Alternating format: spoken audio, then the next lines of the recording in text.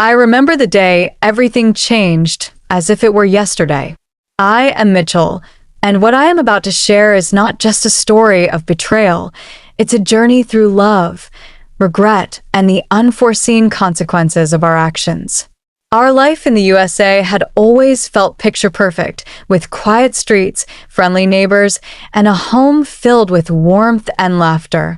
Sam, my husband of many years, was known for his calm demeanor and forgiving nature. Yet, beneath the surface of our daily routines, the seeds of discord had already begun to sprout. Before I dive deeper, I want to take a moment to appreciate you, our audience. Thank you for subscribing to the channel. A big thank you to all new and returning viewers who are yet to subscribe. I can't wait for you to hit that subscribe button, as it serves as the fuel and energy that powers our channel. Please do engage and share your thoughts in the comments after this introduction. In those early days, our conversations were full of dreams and promises. "We have everything, don't we?" Sam would say, his eyes reflecting both hope and a quiet vulnerability. I too believed that our love was unbreakable.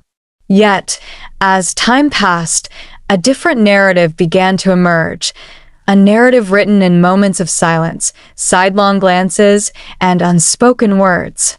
I began to notice small changes in our routine. Late dinners, unexpected absences, and a growing distance in our conversations hinted at something I wasn't ready to face. At first, I brushed it off as the natural ebb and flow of life. But deep down, I sensed that the foundation of our trust was cracking. The once vibrant energy in our home now carried a heavy, oppressive weight. This was the beginning of the end. Little did I know that every whispered secret and every unresolved argument was setting the stage for a story that would turn our lives upside down. As I look back on those early days, I realized that the warning signs were there all along, waiting to be acknowledged before it was too late. As days turned into weeks, the first hints of trouble grew into undeniable cracks in our once solid marriage. I found myself caught between a growing guilt and a desperate attempt to keep our life intact. Late one evening, after Sam had left for one of his work nights, I sat alone in our dimly lit living room, replaying the events of the day. The silence around me was louder than any conversation we had ever had. That night, I recalled a moment when Sam had asked in a soft, trembling voice, "Mitchell, is everything all right? You seem distant." I brushed it off with a laugh that didn't quite reach my eyes. I said, "I am just tired, Sam. Nothing to worry about." But inside, I knew I was masking a truth I wasn't ready to admit even to myself. The distance between us was growing, not from a lack of love, but from secrets that I had buried too deep. It wasn't long before the weight of those secrets became unbearable. I started receiving messages from someone I had been in contact with behind Sam's back. Each message was filled with promises and reckless desires, making it all the more difficult to hide what I was doing. I remember one message in particular that read, "I need to see you, Mitchell, tonight." My heart pounded as I realized that every decision I made was leading us further down a dangerous path. I tried to ignore the reality, clinging to the hope that maybe it would all go away. Our home, once a sanctuary, began to feel like a pressure cooker. Small arguments sparked over trivial matters, and our conversations turned into thinly veiled accusations. One evening, after a particularly heated discussion about dinner plans, Sam looked directly into my eyes and said, "I feel like I'm losing you, like you're somewhere else even when you're here." His words cut deeper than any physical blow. I was drowning in the realization that I had betrayed the trust of the one person who had always believed in me. The unraveling of our marriage was now undeniable. Each lie, every excuse, and every stolen moment of passion with someone else only deepened the rift between us. The life I once knew was slipping away, and with it, any hope of returning to the innocence we once shared. Every day, I was forced to confront the consequences of my choices, knowing that the truth was inevitable. The days following our first real argument were some of the hardest in my life. The guilt I carried grew heavier with every sunrise, and I found myself sinking under the weight of my secret. One chilly evening, as the sky dimmed over our quiet suburban home, I knew I couldn't keep running from the truth any longer. I gathered every ounce of courage, determined to unburden my soul to the man I had betrayed. I sat beside Sam on our worn-out couch, my hands trembling as I reached out to take his. "Sam," I began, my voice barely above a whisper. "There's something I need to tell you, something I've been hiding for far too long." His eyes, soft and searching, urged me to continue, even as my heart pounded like a drum in my chest. With a deep breath, I confessed, "I haven't been true to you. I've been involved with someone else, and every day since, I've felt this terrible guilt that I can't shake off." The silence that followed was suffocating. I could see the hurt in his eyes, yet there was also a glimmer of something unexpected: understanding. Sam squeezed my hand tightly, his voice steady as he replied, "Mitchell, I appreciate your honesty now. I can't say I'm not hurting, but I believe in the love we've built over the years. I forgive you." His words, gentle yet firm, washed over me like a bittersweet tide. For a moment, I allowed myself to believe that maybe we could mend what was broken. Yet, even as he said those words, a storm of emotions raged inside me. I was overwhelmed by remorse and the painful realization that my actions had shattered a trust that took years to build. "I'm so sorry, Sam," I whispered, tears welling in my eyes. "I never meant to hurt you this deeply." In that moment, I saw his eyes fill with both compassion and a sorrow that mirrored my own. He continued, "We have a long road ahead, Mitchell. But I want to believe that love can conquer even this darkness." His forgiveness was a lifeline, but I couldn't shake the feeling that something else was lurking beneath his calm exterior, a silent promise of repercussions yet to come. I started noticing subtle changes in Sam almost immediately after our confession. What had seemed like an act of forgiveness slowly twisted into something I had never imagined.